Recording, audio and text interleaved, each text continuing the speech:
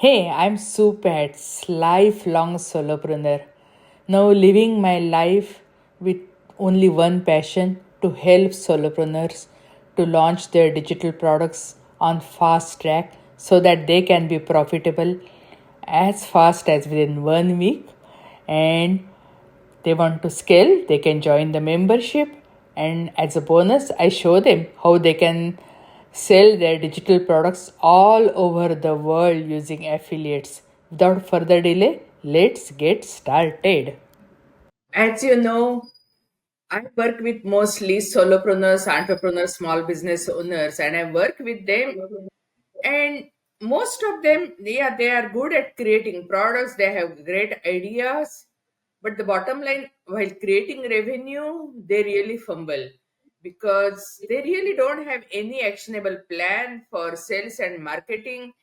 And I'm telling my own experience because what was happening, I was getting invitations for various webinars. I would join one webinar. They say, "Oh no! You have to do TikTok strategy. That is the great way."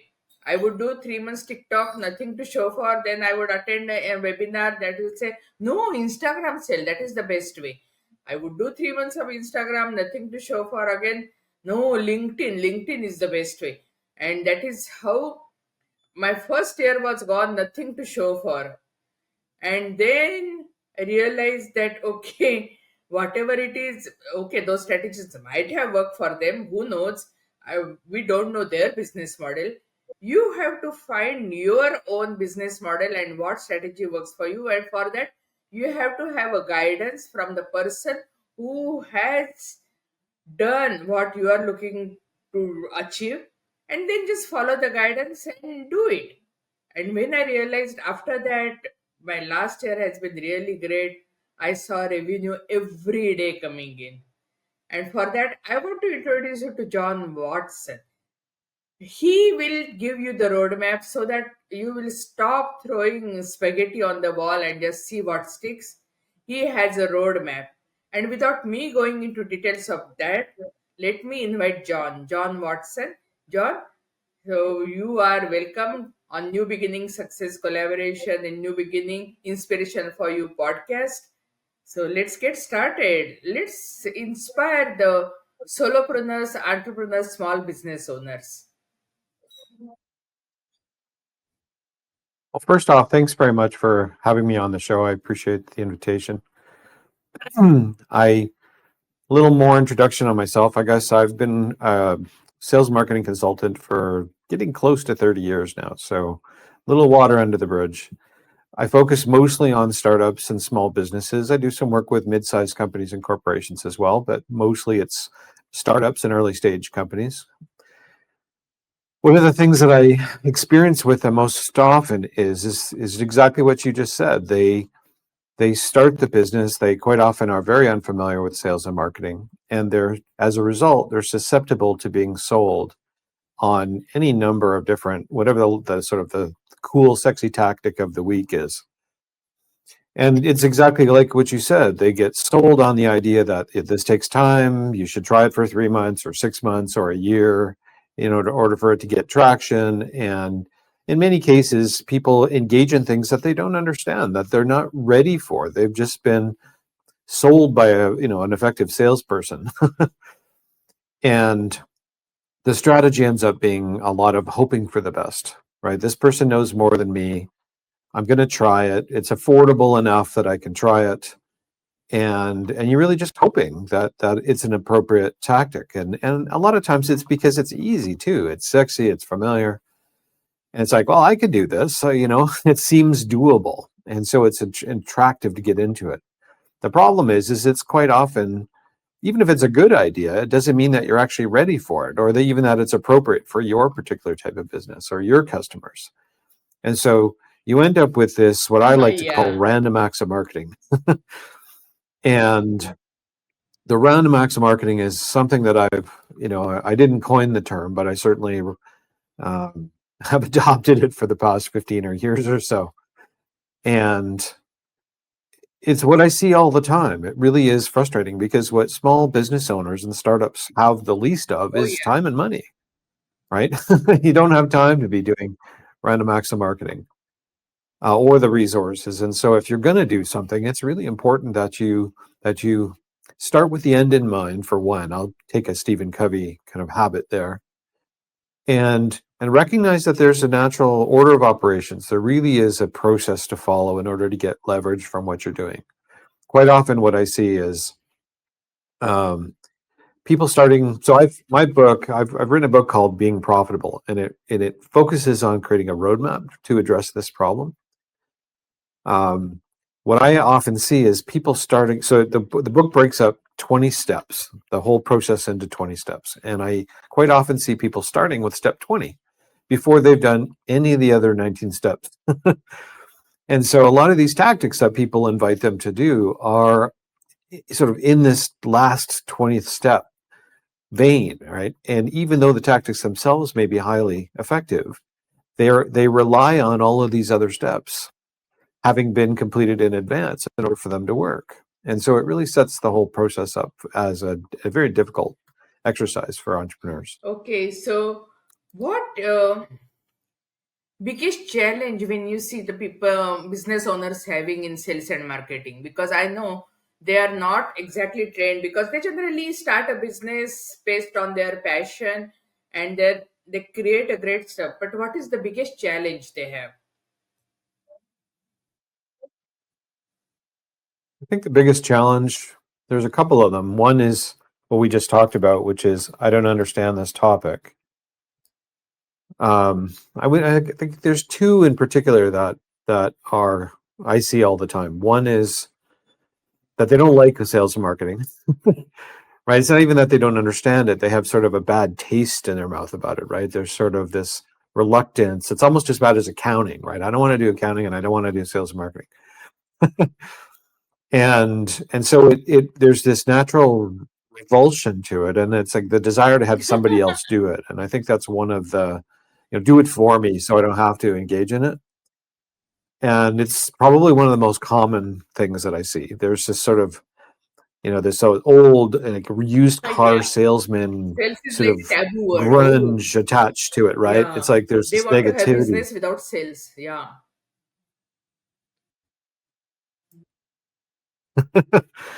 And it's unfortunate because one of the first things that I see is sort of overcoming that negativity and really reframing it as something that's positive and constructive, and it doesn't have to be that slimy, hard sales, contractual kind of approach, right? It really can be relationship oriented. It can be constructive. It can be entirely beneficial and win-win oriented, right? And so a lot of times that's sort of one of the first obstacles to overcome. The second obstacle is focusing on the doing of the thing as opposed to why am I doing the thing? And so if I'm fixated on somebody selling me SEO or Facebook advertising or whatever the tactic is, it's about, oh, I want to do that. And the and I think the real question is, why am I doing that? What am I hoping to achieve? What's the outcome that I'm trying to produce from it? And what are the constraints? What are the, what is the, what's the maximum I can spend to achieve that goal? Right. So you're starting out with a very specific objective that's both, so if that's a sales lead or a sale, that has a maximum cost of X. And if I don't know that, it's very difficult. Then I'm not trying to achieve anything. I'm just trying to get something done. It's sort of marketing busy work and hoping for hope as the strategy. And I think the second core thing is really grounding yourself in why and the specifics of the objectives, right? Not just that I want to generate a sale. It's that I need to generate a sale, based on the economics of my business. It has to be a sale that costs no more than X. Otherwise, I'm losing money on the sale. And that changes the conversation pretty dramatically, right? Is that if that tactic even capable of generating a sale or a lead inside of those cost constraints? I find most of them aren't. So you end up right off the bat running down a path that has zero probability of success, because it can't, even in a best case scenario, produce a sale inside your profit model, right? Inside your maximum cost of sale. And so the first thing, so those two things are probably the most common and most fundamental So challenges that you I see said people that facing. you help people focus on fundamentals. What does that mean? You say that you help Say people that focus again? on fundamentals. So what does that mean? Fundamentals. So so fundamentals are things like, who's my target audience? What problem am I trying to solve? Why me? Why my product or service versus the competitive alternatives? And then most fundamental is what we were just talking about, which is the economics of the sale. If I am selling a one-off thing, right, where there's no potential for long lifetime value or long-term relationship with the client, then I have to make a profit on that sale. Otherwise, I'm just going to lose money, right? And so understanding the profit model and understanding my maximum unit cost per lead or sale is critical. So that's, one of the most core fundamental things there is. And then if there is a lifetime value assumption, and you can invest in getting the client in the first place and then recoup that investment over the lifetime of the relationship, then you need to know that, right? So there's sort of setting some core intentions of really being clear that, this is not really about marketing. These are just the fundamentals of the business, right? And quite often those conversations are not part of the tactical decision making, right? It's like, oh, let's just do Facebook or do SEO or do whatever. And so everything really needs to be grounded in those core business fundamentals in order to be effective in your business. And then another fundamental is just, where am I now? Right? Is what have I got in place? If it's nothing, then you really need to start from the ground up and start working on laying the foundation. If you're well down the path, then it becomes, how well is it working? You probably have statistics that you can look at to see, how effective is my sales process? What's my typical sales conversion rate? Or and you can start to, and Oh, then yeah. the other big fundamental is, what's your budget, right? If you only have so much money, how do you use that limited resource effectively, right? So you have to be able to, again, start with the end in mind. I'm here, how do I get to my destination of financial viability within the constraints that I have? Right? If I only have $10,000 or $15,000 or less or whatever it is, right? You have to be able to reach the destination before you run out of funds. And so all of those fundamentals are really critical in thinking through your marketing and your sales activities to do the critical things that are absolutely vital, rather than the things that So people want to you sell you. mentioned about your book being profitable. So what was the motivation for you to write that book?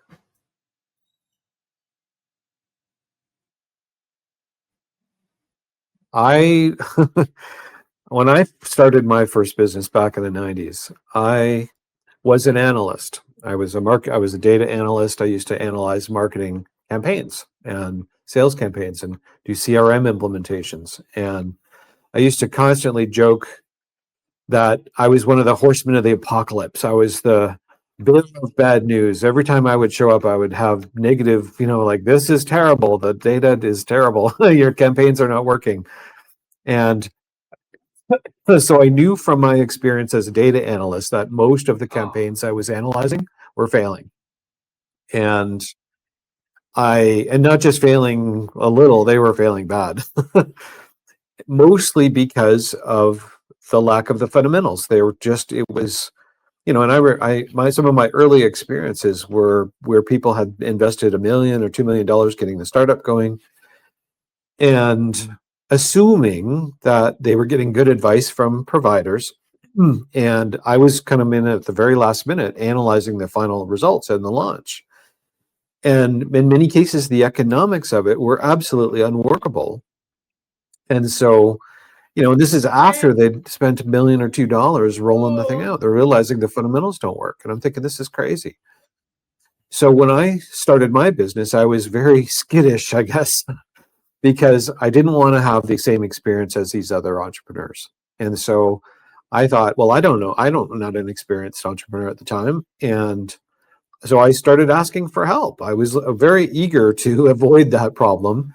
I interviewed something like 17 different agencies. I talked to business coaches and consultants and advisors and other entrepreneurs and anybody who'd talk to me, trying to find a mentor or somebody who could show me the ropes. I hired a 20-year sales veteran. I did everything I could possibly do to risk manage the process for myself.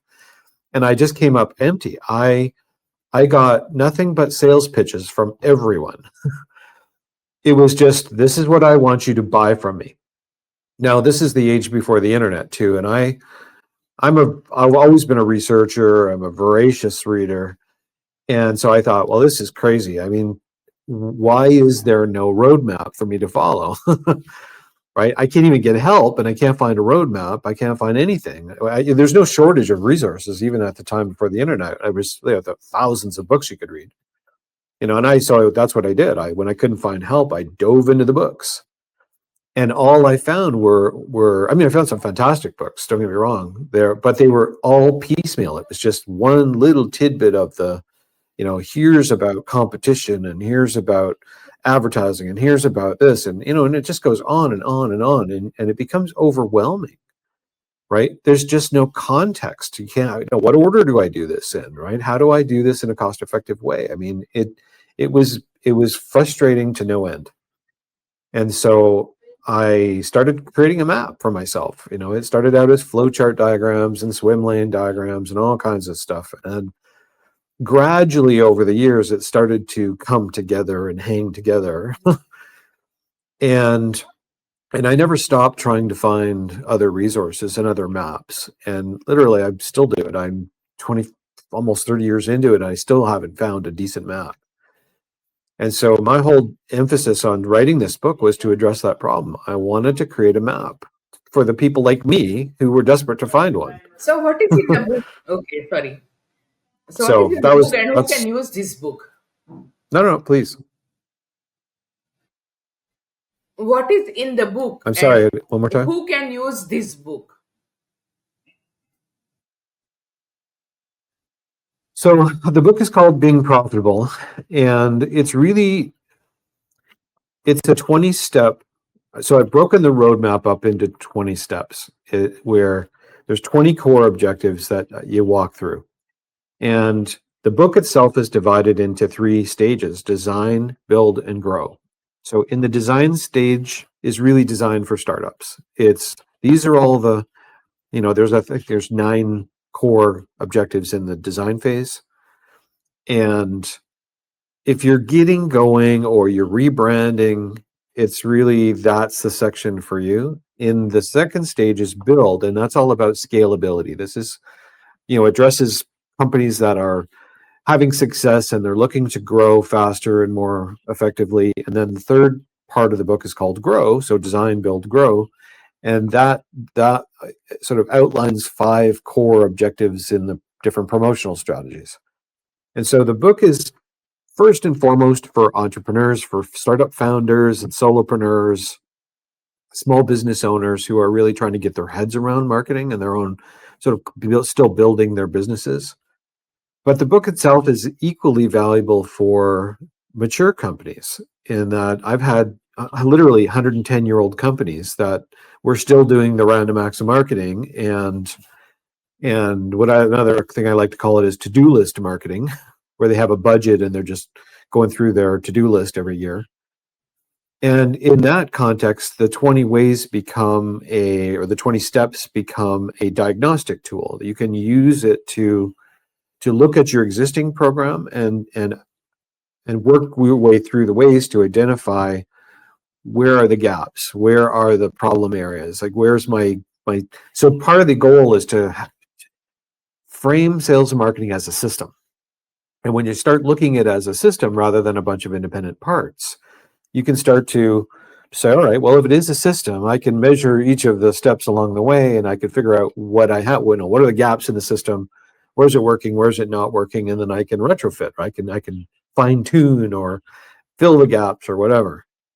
And so the book itself can be used for just about any marketing leadership context. It's designed for startups to help them go through the whole process starting with the end in mind.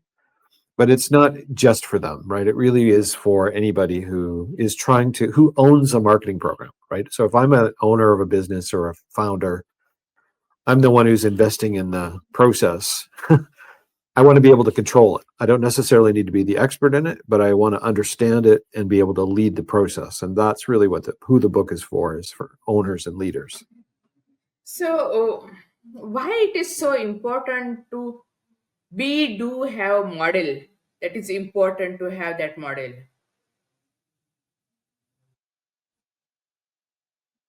Well, so the book itself is structured in a Be Do Have coaching framework. So it's a leadership model. Be Do Have is it's a coaching framework that was sort of started out in the early 70s.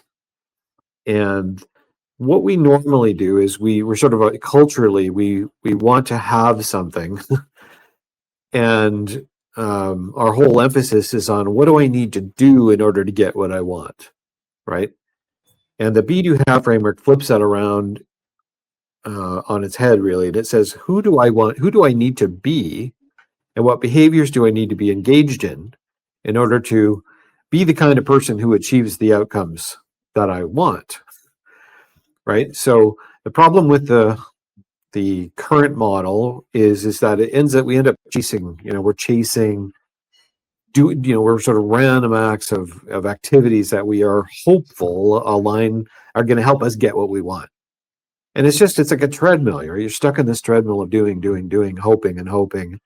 And what you're not doing is investing in yourself, and you're not building systems and becoming successful, right? And I like to kind of, the best analogy I can think of is athletes or musicians who practice all the time. You can't delegate being an athlete. You can't delegate being a musician. You have to read music. You have to be able to play. You develop the skills and the experience and the body memory, right? It's about becoming a great musician or a great athlete. And for some reason or another, we have missed that in our business. We're sort of thinking it's I need to do these activities as opposed to I need to become an expert business, a business that people love, that people want to do business with, who have strong feelings for, and who are loyal to and refer and promote, right? And that doesn't come from a bunch of random activities. It comes from who am I being? Right? What am I creating? And so this whole be do have thing is really sort of an essential component of shifting the conversation away from the tactic. Like, I'm not down on tactics. I'm always bad mouthing them, but the tactics themselves are not the problem, right? It's the misuse of them, right? Or the sort of the lack of order of operations, right? And sort of the hopefulness around it as opposed to the intentional purposefulness around it. So the whole book itself is framed in be do have terms. All of the core conversations, the 20 core conversations, are framed around this is a way of being that I want to own, that I need to sort of develop my competencies in. And so there's no right or wrong way to be that. It comes down to, in the context of my business, if I were to consider this core question and the ways of being that surround that core objective, what does that look like, right? And at that point, you can start to, have really thoughtful conversations with your team, with your advisors, your consultants, your suppliers, and say, look, this is what we're trying to accomplish, right? These are the goals that we have. And you can enroll people in that conversation and say, look, we're not the experts. We have some ideas and we know what our goals and objectives are, but we're not clear on the how. And then we're right back into tactics now, right? But the difference is we're not being sold a bunch of tactics. We're trying to achieve something that requires tactics. And so it puts the emphasis back on you as the owner, as the leader, to guide and direct and to be the leader of your program, of your business, as opposed to a consumer of marketing Yeah, products. so you said so What are the most important things a business owner can do to improve their sales and marketing performance? Means you addressed a lot of points, but I just want you to give the summary and the so that even if they get that particular message that can change their life. I think the main thing that I always find the big aha comes from, as much as they hate it, is start with revisiting the core fundamentals. What's the purpose of our offering?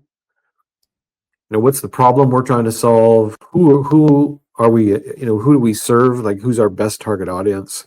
Really getting regrounded in the fundamentals of the economics, the sales economics, and and then whatever you've done so far, I like to encourage people to do a marketing audit of some sort. An audit sounds big and scary, but it doesn't have to be, right? It could just be a diving into your customer data, diving into the sales economics. It's not terribly difficult, right? It's something that can be done very quickly and cost effectively. But what it does is when you start putting all of these fundamentals back on the table and getting clear on the objectives, then you can evaluate everything you're currently doing against those fundamentals. And it's a sobering conversation. But what it does is it gets you focused on the things that really matter. And so, and when you're clear on what your goals are and you're focused on doing the things that are actually contributing to your objectives, you start making really rapid progress. Right? It's like you stop flailing and you start really getting traction and moving, making headway down the path that is meaningful for you and your business. And it sounds so, I mean, it really is just an exercise in the fundamentals. There's the beauty of it is it doesn't cost very much, right? It really is a shift in thinking more than anything else, which is what I think is exciting about it is that this is accessible. You don't have to be a big company with a huge budget. You can change your headspace around it, refocus your activities on the things that really matter, and then you can really make traction. I mean, that's what's exciting is it really isn't, Yeah. it's accessible to everyone, right? You just have to be People are willing to just hear scared it and of do it. audit because they think, oh, audit means someone is going to point out my mistakes. But that is what is needed to improve. Otherwise, how will you improve unless you don't know what you are doing wrong? When you know what you are doing wrong, where to improve, then Well, only one of the things basically I've learned you about, will have better revenue, right? it's just such a big field. I mean, sales and marketing is enormous, right? I've been voraciously learning about it for 3 decades now, and you never run out. It's it's a huge topic. And so, when you start to realize how big it really is, you have to sort of let go of needing to own it all because you're never going to learn it all, right? You have to sort of be willing to get feedback and to get input from people and own the process, but realize just the enormity of what it involves, and sort of relax into it and say, okay, this is going to be a 5 to 7 year long journey, right? Even if I'm really aggressive about it, it's going to take a lot of time and effort to really master it. And just like learning an instrument or learning a sport, right? You when you finally let go of wanting it, to avoid it and to really take it on and again, be willing to be coached just like a musician or an athlete, you really can make some headway in a big hurry. And there's really no avoiding When the you're talking the about effort. efforts, most of the people, when they Um, start a business, the first idea is to start a website. And what is your opinion about that? How should they start their business? Should they start with a website, or what is the first step, or what are I the first 5 steps they should start a business? I'm of two minds on that. I guess there's merits in doing two different things. Um, I remember, so on one hand, I think starting your business in your spreadsheet is a really cost effective way call it a business plan, call it a spreadsheet. Modeling the business out in a spreadsheet, if you can't think it through in your spreadsheet, then you're not ready to start the business. So that's on one side. And I'll tell you a quick story. I remember this one woman, she had spent a year developing her business plan and sort of the mechanics of it, and had been shopping around her idea to consultants and marketing agencies all over town. And I sat down with her and started just running through the fundamentals. And literally in a couple of hours of talking, she dropped her business like a hot potato that she had spent a year on. And she said, this isn't going to work. Because she just had that focused on the idea and not the economics of it. And just 3 hours of talking and going through the math and working up a model, she dropped it like a hot potato, like literally dropped it instantly. And she says, I'm not doing this. She started on another idea that had better fundamentals. And 3 months later, she started a totally different business. And so the spreadsheet stuff is a pain and nobody really likes it, but is it ever powerful, right? So on one hand, I'm of that mind is to sort of spend the time up front and really think it through. And that doesn't mean it a long, exhaustive process either. It's like focus on the fundamentals. You can do it pretty quickly. The other side of it is there's sometimes merit in just getting out and doing it, right? But doing it small and saying, let me go and talk to people. I'm going to talk about the idea. I mean, I did this. I was agonizing over my first business about what am I going to do and what are the offerings going to be. And a friend of mine was a expert 20-year salesman, and he said, just stop, right? He says, let's just go talk to people and see if your idea is even what they want. Right. And he was absolutely right. What I had in mind, if I hadn't stopped and gone to talk to a whole bunch of people and just to see whether or not what I had in mind was what they wanted, I would have been completely off base. And so I think there's a balance to be had there of actually testing your idea. You know, the VC, the venture capital guys call it, product validation. And so, validating your assumptions by talking to people is a super smart idea. Because you could be completely off base. Do your competitive analysis, validate your product, market size, all of that. And it can be done in nothing flat. I mean, really a couple of weeks of talking to people, you'll learn more than you'll ever learn in a spreadsheet. Now, one doesn't replace the other.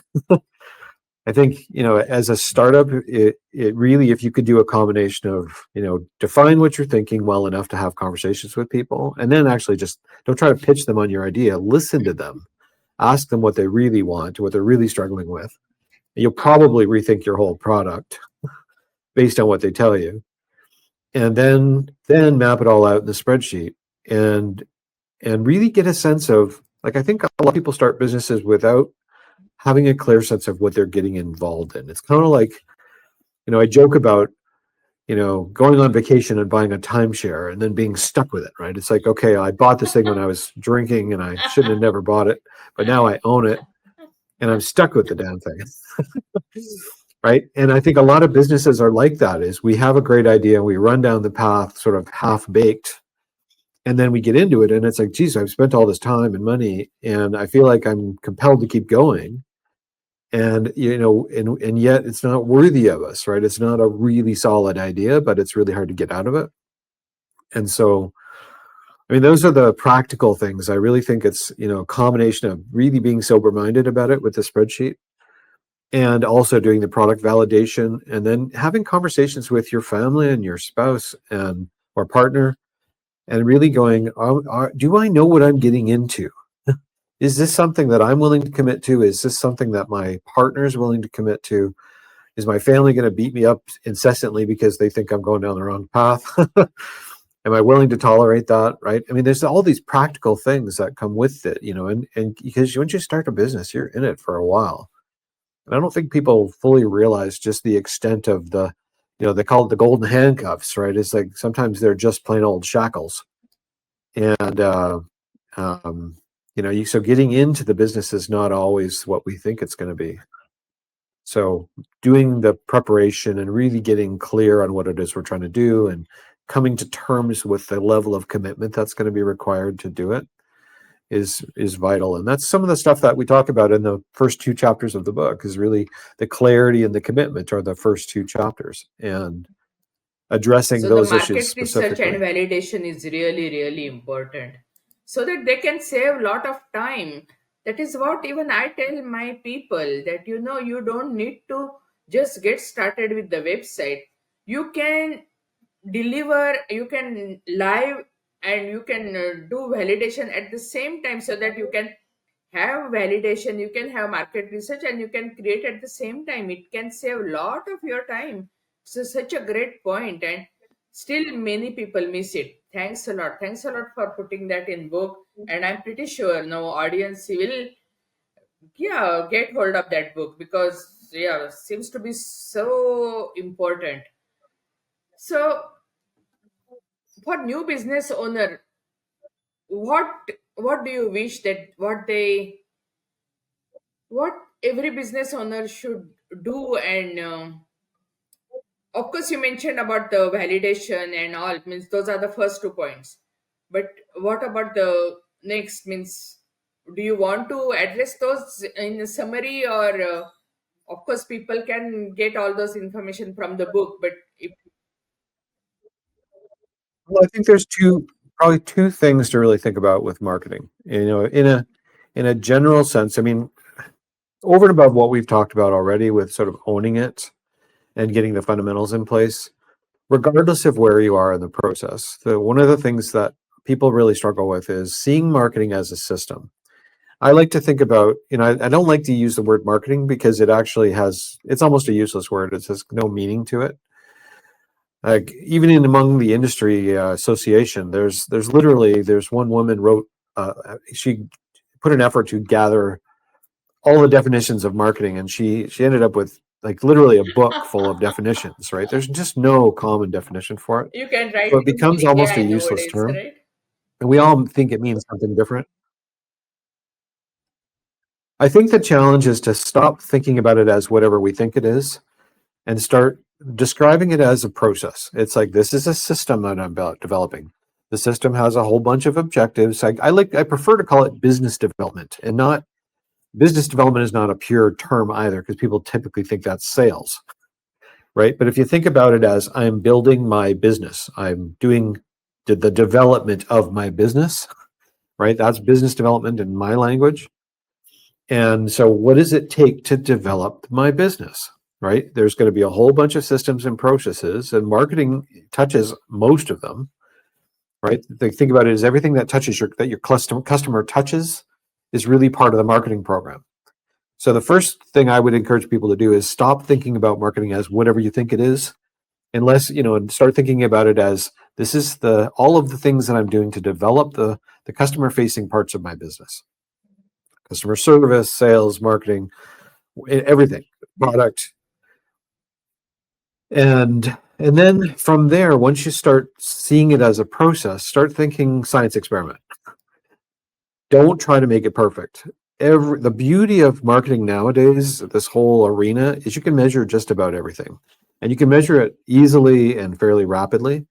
So if you sort of start to sort of adopt a mindset of, I'm doing science experiments. I was lucky in high school. I had a very attractive lab partner, so I loved science experiments. But so I have this sort of positive feeling about science and experiments. But if you can adopt, and because I think the challenge for people is they want to make everything perfect, right? So they end up, they don't even understand the client's needs very well yet, right? So making it perfect is impossible in the first place. And the whole concept of minimum viable product, we're going to get it the best we can within a reasonable amount of effort, and then we're gonna experiment around it. We're gonna measure its performance. We're gonna see whether or not people like it and relate to it.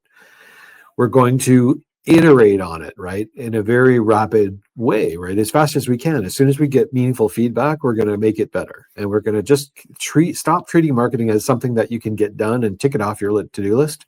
Treat it as something that is a living, breathing, consistently changing and growing and refining kind of process that you're going to do for the end of time, right? And if you think about it as a system and a bunch of science experiments that you're going to continue to do to consistently improve performance, then you have a functional understanding of how to approach marketing.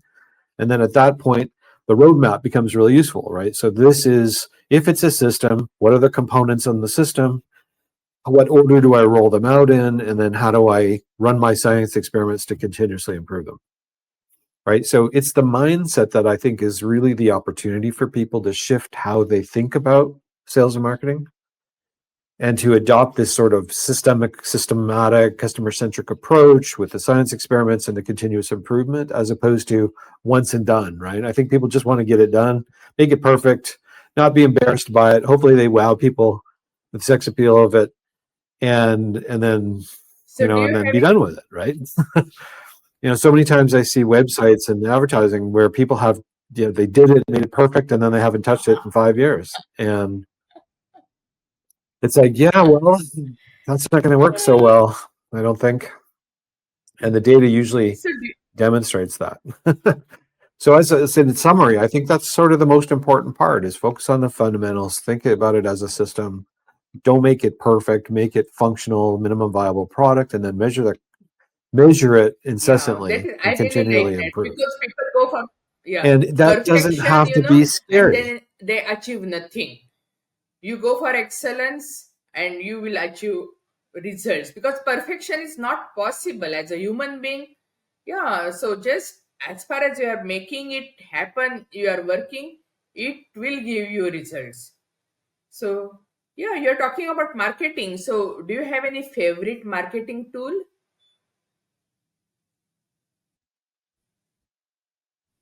Uh, I would say I've always been a fan of Google Ads, Facebook marketing, LinkedIn. I mean, there's sort of from a promotional point of view, those are the ones that I find to be highly productive and effective. But you have to attach onto that sort of Google Analytics and Google Tag Manager. I quite like SEM Rush from a research point of view, as far as keyword research and search engine analysis goes. Um, the sum of those, I mean, those are pretty good set of starting points. I mean, there's all kinds of alternatives, but when it really comes to it, you want to, like, from a systems point of view, you want to be able to start with from, I want to focus on good keywords. I want to make sure I'm focused on my customer. Google and Facebook have really sophisticated, and LinkedIn as well have very sophisticated targeting capabilities, and you can run small campaigns to test the performance of your system, right? So you're not running them for 6 months, you're running them for 2 weeks or a month, and running a test and saying, okay, this is what I learned from that test, and now I'm going to rejig the whole thing to drop off 50% of the people I was promoting to and narrow the focus more, refine the everything, the messaging and the landing page, etc., and the offer, run it again. Right. And what you typically find is the first time you do it, the second time you do it is probably 50% better than it was the first time. And then the third time is maybe 25% better again. And you start to get into diminishing returns. But the point is that you by engaging those tools that give you all kinds of control and really focusing on measuring the results and being willing to revisit it really quickly, like every month or every 2 months. Maybe if it's a really slow business, like if it's something, big businesses can generate enough data to run it for a day or a week and then stop and because they could have 10,000 responses in 2 days. Small businesses have a challenge of that. Quite often the volumes are so slow that maybe you do have to run your test for 3 months because you don't have enough data for it to be meaningful, right? But so you have everything is tailored to your business, right? So the other thing that's really important is don't get fixated on what people like. Who cares if somebody's doing that for their business? It probably has absolutely nothing to do with your business. So you have to really listen to people, get them to share what they're doing, but then don't just chase that shiny penny, right? It's about thinking about it in context of your business. What's right for your business? And I think that's the other thing that I see people doing all the time is They don't know, so they follow along with whatever everybody else is doing. But if you really adopt this systems approach and the science experiment sort of approach, and then really get into this linear fundamentals-based approach, it changes everything. It just requires a little bit of a learning curve, and most importantly, a shift in headspace. And that's really the point of the whole book, is to try to get people to think about marketing differently. It's really vastly different than the way most people approach it, and I think it's really hurting them. So Can you that's tell really the thing that I would hope can you people tell take us away more from about this. your company, Accrue Performance Marketing?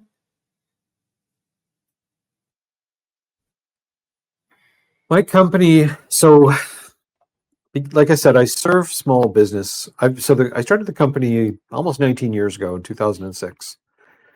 And I started the company to really address this core problem of I was so frustrated that I couldn't find anybody who wanted to help me when I first started. But I started my company to be that person that I wanted to find. And so my whole company is really designed around not selling trinkets and particular tactics. It's really about showing up and being a co-founder with a client, with an entrepreneur, serving in the role of advisor, coach, consultant, advisor.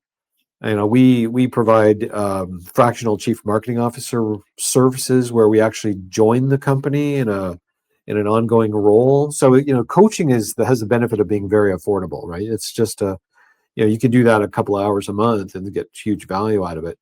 If you're bigger, you want to go a little faster, then the CMO role, the fractional CMO role, allows you to bring somebody on that you wouldn't be able to hire, that you wouldn't be able to justify hiring as a small business. And the emphasis isn't on doing the tactics, although we do help people do things. The point is on getting them to think through the fundamentals, to get a meaningful program in place, like design an approach, right? Get them to become owners of their program and start doing all the things that we're talking about, which is not chasing things. It's actually rolling out a system, a system. So our whole business is premised around the book, right? We're trying to, and we use the book to help people understand, like it sets the stage for the relationship, right? Because they know why, right? It really comes down to why. If they don't know why they're doing it and they're unclear on their objectives, then any vendor is going to show up and sell you something. We're not trying to sell anything. What we're trying to do is get you organized, get you clear on what it is you're trying to do, clear on where you are in the process and what needs to come next, right? And then it's about empowering them. Sometimes we'll help them hire staff, train their people. Ultimately, it's about trying to help them do the right things in the right order, and then we backstop, right? We show up and do some things, whatever they don't want to do or don't know how to do, or we'll find another supplier and we'll bring them in and say, look, let's create a team, right? So we're part of the leadership team, and we help them grow their own team, find other suppliers and other resources to create a functional growth team and a growth strategy for the organization. So that's really what our business is all about. And like I said, we really focus on startups. So early stage, even pre-startups, where people are putting their business plan together. We'll help them write those and the marketing plans. And then if they're started already, we'll help them kind of So, walk through the whole process. And that goes all the way up to so if big someone wants companies. to follow you or someone wants to contact you, which are the best ways they can contact you? Well, the best way is my website is accruemarketing.com. So everybody has trouble with accrue. It's like an accounting term, right? The accruals, right? So accruemarketing.com. I've got a bunch of free resources. There's Oh about man. 19 free ebooks on the website for small businesses. The book itself, Being Profitable, is an ebook. I mean, it's downloadable there as well. There's 45 or so blog posts, like articles that are for small businesses on there. Like, it's really chock full of resources. So the main goal I would say for people is go to the site. There's a ton of resources for small businesses. and are really, we try to show up and be helpful, right? It's not just about selling, it's about empowering entrepreneurs with the tools they need to get them thinking about what they need to do rather than just, getting busy doing activities that they're probably hurting themselves. And once they become, once you ground yourself in what you're trying to do, then we're there to work with you and facilitate and just sort of support you along the way as a co-founder, as a partner in your business. We always like to say we're your partner in business development.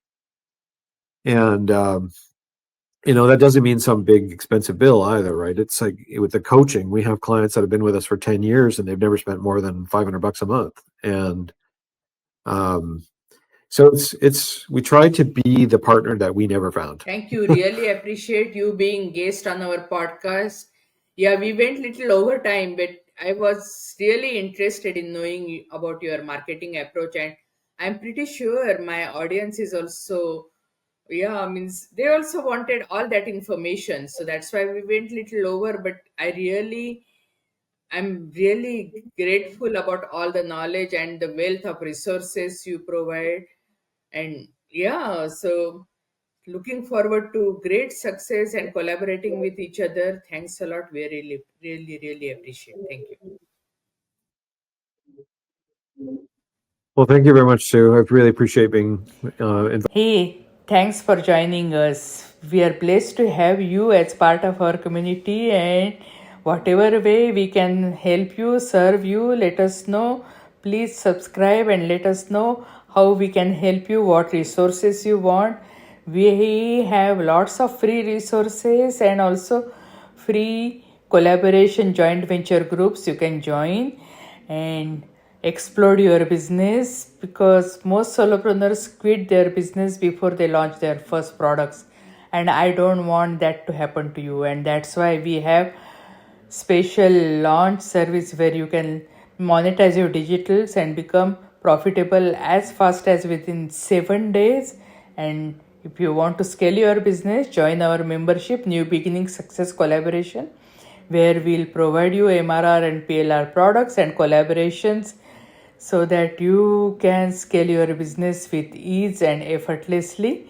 And hey, if you want to sell your digitals all over the world, yes, we will provide you affiliates more than 200 countries. So everything is possible.